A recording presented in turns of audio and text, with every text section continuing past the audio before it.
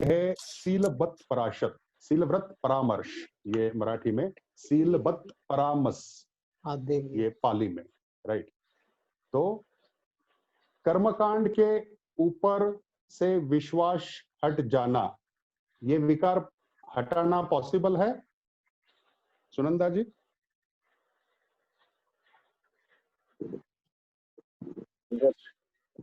हाँ, बहुत बहुत आसान है, क्या डिफिकल्ट नहीं है? हाँ, है कि नहीं विजय जी? कर्मकांड से भाई किसी का कल्याण नहीं होने वाला। कर्मकांड के ऊपर से विश्वास हट जाना, ये कोई बड़ी बात नहीं है।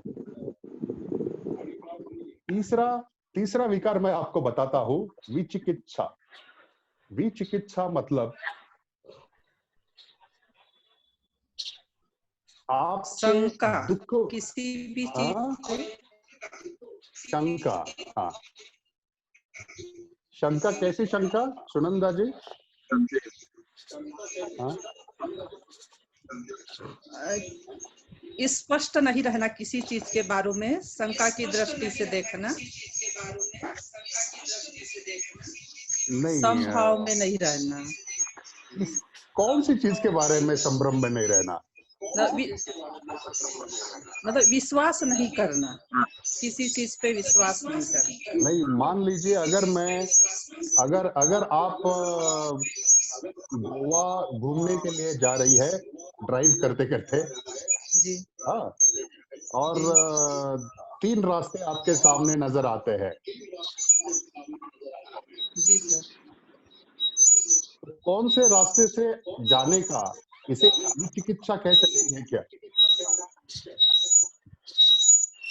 क्या बोले सर? आप गोवा जा रही है कार में ड्राइव करते करते जी, और आपके सामने 3 रास्ते आते हैं, लेकिन आपको पता नहीं चल रहा कौन सा रास्ता मैं ले लूं, तो इसे आप विचिकित्सा कह सकती है क्या? कह सकते हैं सर। नहीं नहीं, विचिकित्सा का संबंध ये दुख मुक्ति के रास्ते से है, गोवा जाने के रास्ते से नहीं।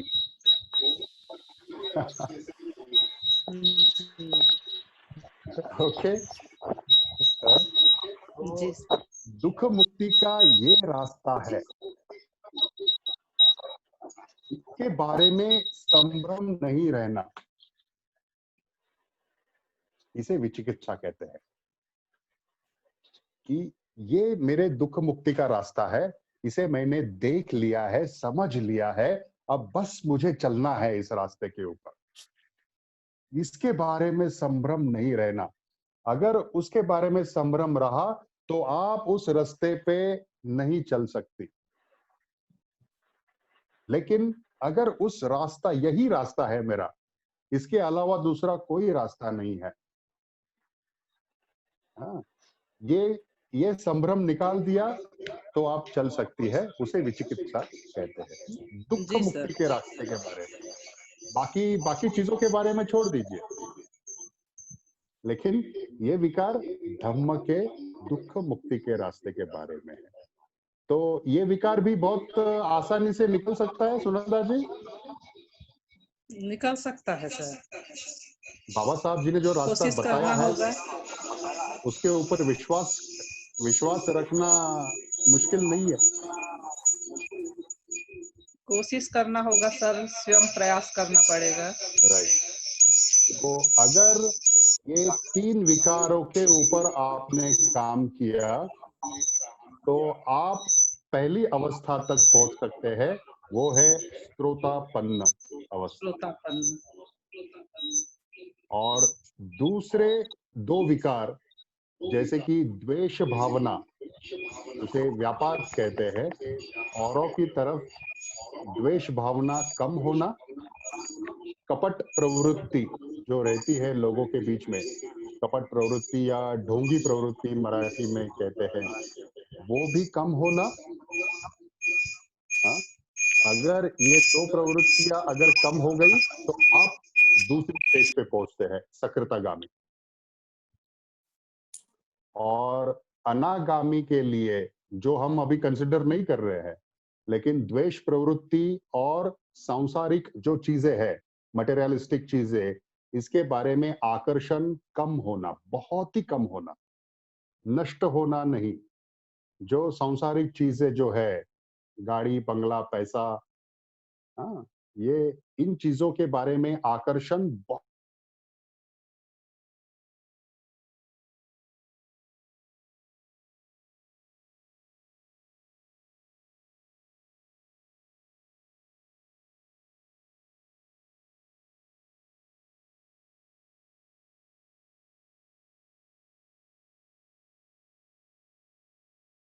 5 विकारों के बारे में तो हम सोच सकते हैं, और ये 5 विकारों के ऊपर कार्य कर सकते हैं। तो coming back to original question, संघ क्या है? संघ ये विकारों के ऊपर काम करके उनको कम करने वाले लोगों का समुदाय, राइट? ये जो विकार है, इन विकारों को जानकर उन्होंने कम किया है, प्रैक्टिस करते हैं, वो साधना करते हैं इसे कम करने की। ऐसे प्यूरिटी, या प्यूरिटी ऐसे, सर। यस यस, ऐसे व्यक्तियों से बने समुदाय को संघ कहते हैं। संघ ना चिवर से संबंधित है, ना आप कौन से कपड़े परिधान करते हैं इससे संबंधित है। संघ आपके सिर्फ मनो अवस्था से संबंधित है। और जिन लोगों ने ये किया है, उन लोगों का सामुदायिक जीवन को मैं अनुसरण करता हूँ, उन लोगों के, जी सर। राइट?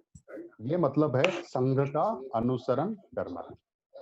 और बाबा सर, साहब जी ने संघ भी, को एक प्रकार से औषधिशाला बोल सकते हैं क्या?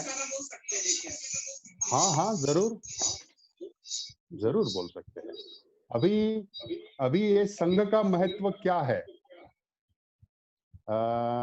ये जानते हैं कि क्या मैं ये विकार इंडिपेंडेंटली, इंडिविजुअली करना आसान होगा, या उस संघ में कम करना आसान होगा। इस बारे में इस बात को जान लेते हैं। अगर आप इंडिपेंडेंट है, इंडिविजुअल है, तो आपकी प्रगति कितनी हो रही है, कैसी हो रही है, आप जो मार्ग चल रही है वो, उसमें कुछ अड़चन भी आते हैं, कुछ हिंड्रेंसेस आते हैं, तो कहाँ तक आप पहुंचे हैं, ये शायद अकेले को पता नहीं हो सकता। लेकिन अगर कम्युनिटी अगर है, संघ अगर है, तो एक दूसरे से आप वो बातें जान सकते हैं कि अरे हाँ भाई, ये तो मुझसे आगे निकल गया है थोड़ा, है क्या नहीं, इसका बिहेवियर थोड़ा और ज्यादा प्रगल्भित हुआ है। हाँ, इससे भी थोड़ी बातें जान लेते हैं कि जो मुझे समझ में नहीं आ रही है। पारमिता की प्रैक्टिस करने के लिए संघ आपको प्लेटफॉर्म प्रोवाइड करता है। जो 10 पारमिता जो हम जानते हैं, सुनते हैं, उसकी प्रैक्टिस करने के लिए, हाँ, संघ आपको एक प्लेटफॉर्म देता है। आपको कॉमन एक सकारात्मक वातावरण कहाँ मिल सकता है? शायद आप जहाँ पे काम कर रहे हैं, सर्विस कर रहे हैं, शायद वहां पे आपको सकारात्मक वातावरण, लाइक माइंडेड लोगों का वातावरण नहीं मिल सकता। घर पे भी शायद अलग अलग लोग रहते हैं उम्र के, माँ पिताजी रहते हैं, हाँ, बुजुर्ग रहते हैं, बच्चे रहते हैं, शायद सबकी थिंकिंग एक ही लेवल पे है, ऐसा भी नहीं होता। तो संघ यानी कम्युनिटी एक ऐसा वातावरण है जो कॉमन आइडियल से, किसी ने तो बताया था इस व्याख्या को, कॉमन आइडियल से प्रेरित है और उस कॉमन आइडियल तक पहुंचने के लिए कार्यरत है, राइट? तो इसीलिए वहां पे आपका डेवलपमेंट होने के लिए वो सामुदायिक वातावरण संघ प्रोवाइड करता है। और एक दूसरे को वो वातावरण प्रोवाइड करता ही है, और साथ ही में अन्य लोगों के सामने भी आदर्श रखता है कि हाँ भाई, धम्म से ये प्राप्त किया जा सकता है, ऐसी जिंदगी प्राप्त की जा सकती है। इसका आदर्श भी, इसका उदाहरण भी वो लोगों के सामने रखता है। इसीलिए संघ बहुत आवश्यक है। और इस संघ में अगर आप देखेंगे कि कॉमन आइडियल से प्रेरित लोग होते हैं, इसीलिए कोई एक दूसरे का द्वेष नहीं करता, उल्टा एक दूसरे को लोग सहायता करते हैं कि भाई चलो आगे, है कि नहीं, तुम आगे जाओगे तो हम भी आपके साथ पहुंच जाएंगे। मतलब एक दूसरे को वो सपोर्टिव होते हैं, कोई आपका द्वेष नहीं करता, कोई बैक बाइटिंग नहीं करता, हाँ, कोई आपको गुस्सा नहीं करता, वहां पे सब लोग आपके हितचिंतक होते हैं वहां पे। तो संघ ऐसी कम्युनिटी है, और ऐसी कम्युनिटी लोगों के सामने आदर्श रखती है।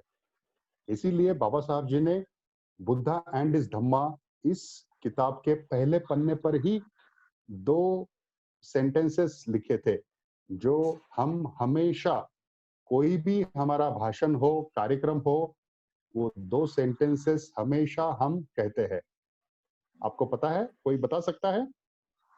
सुधा जी, माधुरी जी, सुनंदा जी, विजय जी, वो 2 सेंटेंस क्या है?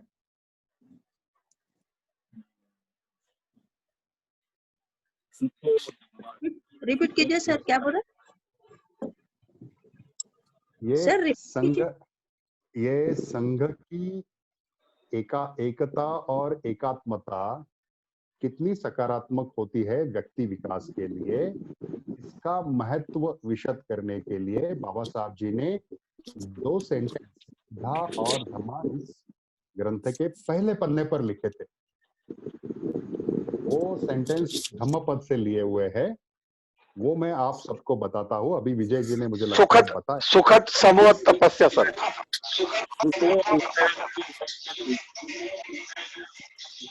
सर हिंदी में बोलूं? हाँ जी बोलिए ना। बुद्ध का जन्म सुखद है, हाँ, धम्म का श्रवण सुखद है, हाँ, और संघ का मार्ग सुखद है। नहीं, संघ का मार्ग नहीं, सुखतम समर्थ तो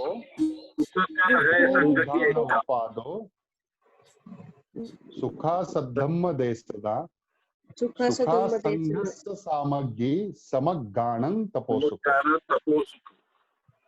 संघ की एकता सुखद है, और सभी ने एक साथ आकर किया हुआ कोई भी कार्य सुखद है। दैट इज संघ। बुद्ध का जन्म सुखद है, बुद्ध का धम्म का श्रवण करना भी सुखद है, संघ की एकता सुखद है। मतलब जब आप संघ के संपर्क में होते हैं, तो संघ का वातावरण जो होता है काफी सकारात्मक होता है, मैत्रीपूर्ण होता है, कोई भी आपका द्वेष नहीं करता वहां पे, सब लोग आपके हितचिंतक होते हैं। कोई संगठनाएं कहती है वो कल्याण मित्र होते हैं, राइट? तो हितचिंतक होते हैं, दाह पारमिता का पालन करने वाले लोग होते हैं, आपको सपोर्ट करने वाले, प्रमोट करने वाले, धम्म की राह पर दुख से मुक्त होने के लिए, आपको आगे जाने के लिए प्रेरित करने वाले लोग होते हैं वहां पे। इसलिए वो संघ की एकता सुखद है, ऐसे बुद्ध भी कहते हैं, बाबा साहब जी ने भी वो लिखा है। और इस संघ से सामुदायिक रूप से किया हुआ कोई भी कार्य सुखद होता है। दैट इज संघ। संघ के बारे में हाँ हाँ विजय जी, एक पर्टिकुलर ध्येय से प्रेरित होकर वो प्राप्त करने के लिए जो समुदाय एकत्र आता है, वो करने के लिए वो संघ। राइट, बराबर। तो संघ से ये मतलब बाबा साहब जी को और बुद्ध को अभिप्रेत है। तो इस तरह का संघ ये धम्म का संघ है, तो ये संघ निर्माण करने की जिम्मेदारी भी बाबा साहब जी ने उपासक उपासिकाओं के ऊपर दी है, राइट?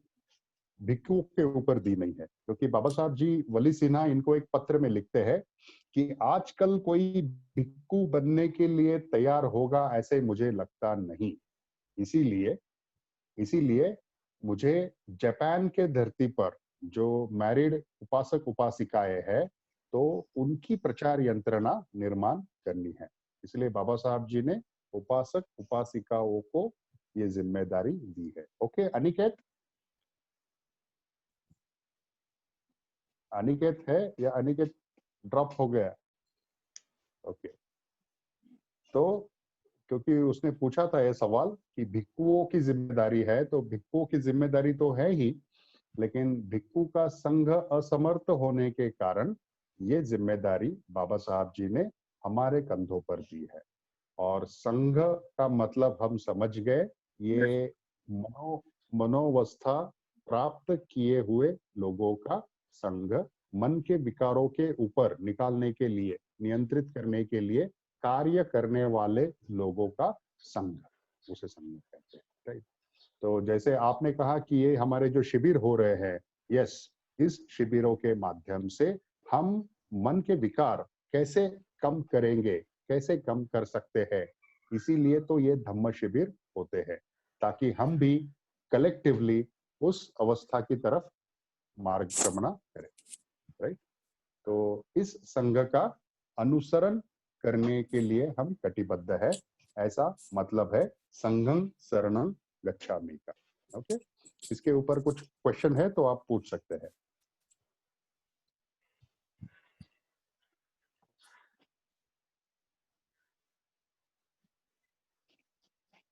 यस, नूतन जी, समझ में आ रहा है आपको?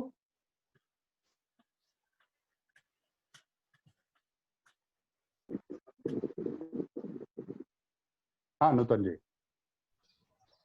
आ रहा है। ओके ओके, ठीक है, आपसे अगर माधुरी जी भी कुछ सवाल नहीं पूछ रही। ओके, दादाजी ओके। सर आखिरी 2-3 मिनट रह गए। ओके, बढ़िया, आखिरी 2 मिनट है तो सरनत तय लेते हैं और ये टॉपिक को खत्म करते हैं। अगले हफ्ते दूसरा टॉपिक होगा। अब तक बुद्ध धम्म संघ का अनुसरण करना मतलब क्या, इसके ऊपर आप जरूर सोच विचार कीजिए, थोड़ा अध्ययन कीजिए, और कुछ अगर भूल जाते हैं तो याद करने की कोशिश कीजिए। ग्रुप पे भी आप पूछ सकते हैं, हाँ, कि अगर किसी को कुछ शंका है तो। राइट, अगले शुक्रवार को मिलते हैं, सरनत तय लेते हैं। नथी में शरणं अयं, बुद्धो में शरणं वरं, एतेन सच्च वज्रेन होतु मे जय मंगलम्। नथी में शरणं अयं, धम्मो में शरणं वरं, एतेन सच्च वज्रेन होतु मे जय मंगलम्। नथी में शरणं अयं, संघो में शरणं वरं, एतेन सच्च वज्रेन होतु मे जय मंगलम्। नमो बुद्धाय, नमो धम्माय, नमो संघाय, साधु साधु साधु। जय भीम, नमो बुद्धाय।